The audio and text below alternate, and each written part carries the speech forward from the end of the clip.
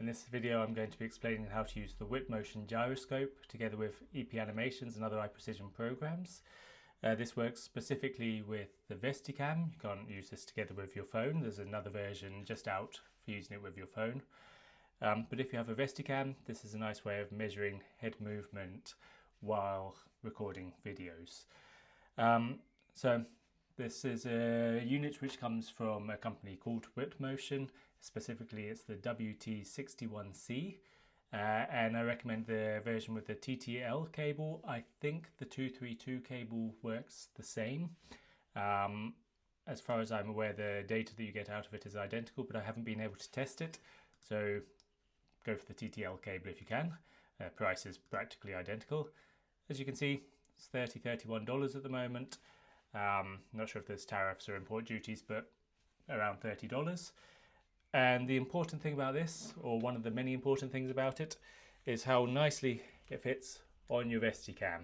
So it has spaces for something band to pass through, and coincidentally that's almost identical to the width of the Vesticam. So if you've got one of these units, it comes in a pretty small light box. It doesn't really weigh much at all. Once you've got it, you can loosen up the Vesticam. So you push the tab down and pull out the headband. Just slide it onto the headband around the back and push the headband back through the Vesticam, and then it's attached and ready to go. You have to plug in the cable, obviously. It comes with a USB cable with a kind of slightly more old-fashioned USB-A plug, so you might need an adapter to make it fit in your computer if you have USB-C, so the smaller versions. But once it's plugged in, it doesn't need any installation, any drivers. It should just do what it does. And so I've made eye precision or EP animations and EP latencies, particularly to read that information from the gyroscope and save it. So let's get into that part. Hopefully you're familiar with this version of eye precision by now, with built-in mode, EP recorder app. The gyroscope works with built-in mode. So what you see over here, we've got this gyroscope box. There's two options. Firefox, that's an iPhone or Android app. That's entirely free, and it works well enough, I think, for pretty much all applications, but it's a bit more fiddly. Or Witmotion mode. A great advantage of Witmotion above the iPhone is that it just sits there on your Vesticam. It's always in the same place. You can't tell it's there once the Vesticam is on. And the sample rate is high. It's attached with a cable, so it all runs at exactly the same time in the same way. The data is pretty reliable. I don't think much can go wrong with it as long as it actually records. So once it's plugged in, your computer needs to know where, and fortunately this is really easy. As far as I can tell, this works automatically on every computer that I've been able to test so far. You plug it in and just let it auto-detect, the default setting, and it should find it automatically. As long as it's plugged in, you click on connect, and this little light here should turn green. If it doesn't, you might have to try and choose it from the list here. Hopefully the names of the other things will be pretty clear which one you don't want. So speakers and Bluetooth, obviously that's not what you're using. So in my case it would be this one, but auto detect should do it. And then you've got it mounted on your Vesticam. Doesn't matter if it's on the same side as the camera or not. Doesn't matter which side you put it on. Once you've got that on there, you need to calibrate it so that the program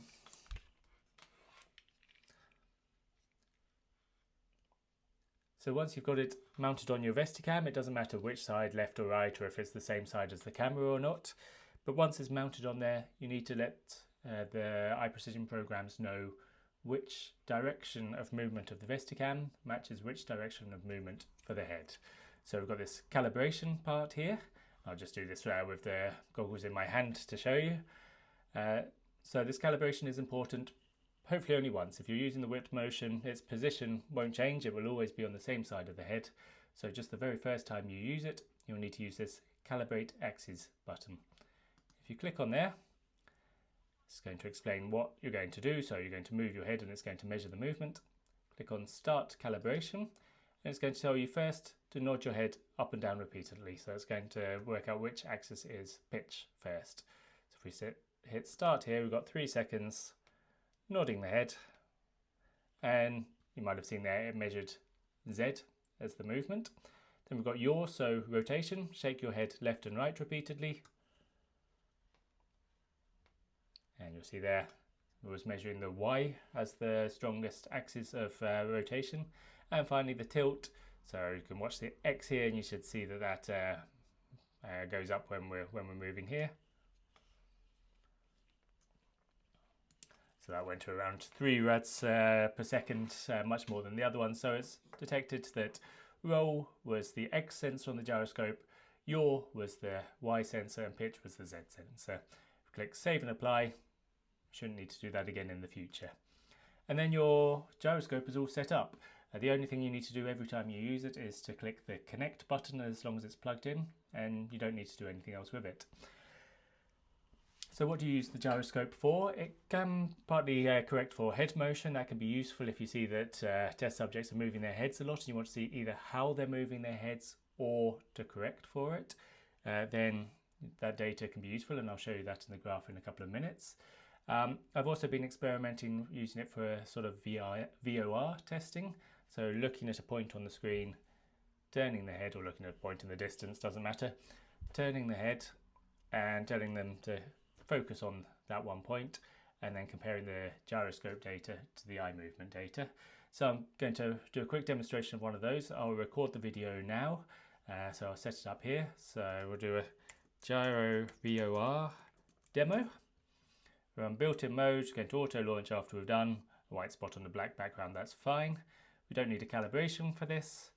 Camera is set up and running there. I just want to do a 10-second gaze hold. Gyroscope is connected. So I'm going to put on the Vesticam, run that test, and then I'll show you the results. I did my quick 10-second test there. You can see Eye Precision has opened the video. We've got the first frame and the name of the video here. I don't need to change anything else, so I'll just click on Select Eye Region. Hopefully you're all comfortable with this by now. Confirm the pupil and click Start Tracking. It's a very short video, so it only takes a couple of seconds to process. And we can look at the results here. And a lot of this will be familiar. So at the top we've got the horizontal eye movement, the blue line, and the vertical eye movement, the green line. Apparently I was looking down a bit when this started. And then we've got the gyroscope data underneath. So this is new, this gets imported automatically when you've recorded like this. You've got the pitch line here and the yaw line here. So up and down and shaking movements. You can watch the video as usual. And in this case, I was doing sideways movement, testing my horizontal VOR. So I want horizontal only, and I can get rid of the pitch. I'm going to stop showing the corrected line for now. And what we've got here then is how my eye moved horizontally at the top and how my head moved horizontally at the bottom. And what we want to see with a VOR, I think generally would be a kind of reflection of each other, or if we want to try and match them up, can also flip it around here. The scale doesn't really mean much in this case. They're measuring different things. This is measuring pixels of movements and this measuring degrees, but we're just basically looking that the lines are more or less equivalent to each other. What we've also got here, if we flip it back over, is correction. So we can tell the program, okay, for every degree that my head moves, this is the movement that my eye should make, and that's adjustable. So with the with the Witmotion gyroscope, the time offset should always be 0. The timing should be instant with the recording, but the pixels per degree here are dependent on how far the camera is from your eye. And in this case, with a Vesticam, even the small adjustments moving the camera in and out to focus slightly change this. So you always have to fiddle a little bit with this to get the most kind of reliable information. And by reliable, I mean what fits what you'd expect to see the best, I'm afraid. It's not always particularly scientific, but just adjusting the data to try and get something which looks like a flat line. So this is basically this minus this, and it gives you an average of the two. And what you generally be looking for here, if you get a mostly flat line, is places where it is less flat than the rest. So I would say when my eye is going to the left here, my head to the right, this appears a little flatter than when it's going in the opposite direction.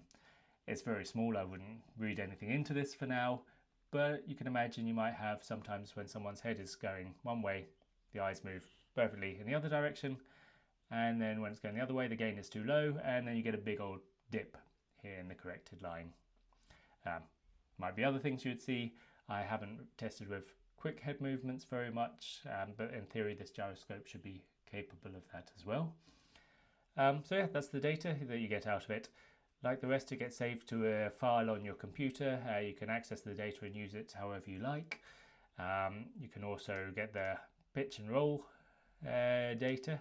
They're never entirely clean because the gyroscope doesn't move just in one direction when you're moving your head, but hopefully close enough to get pretty accurate information out of this.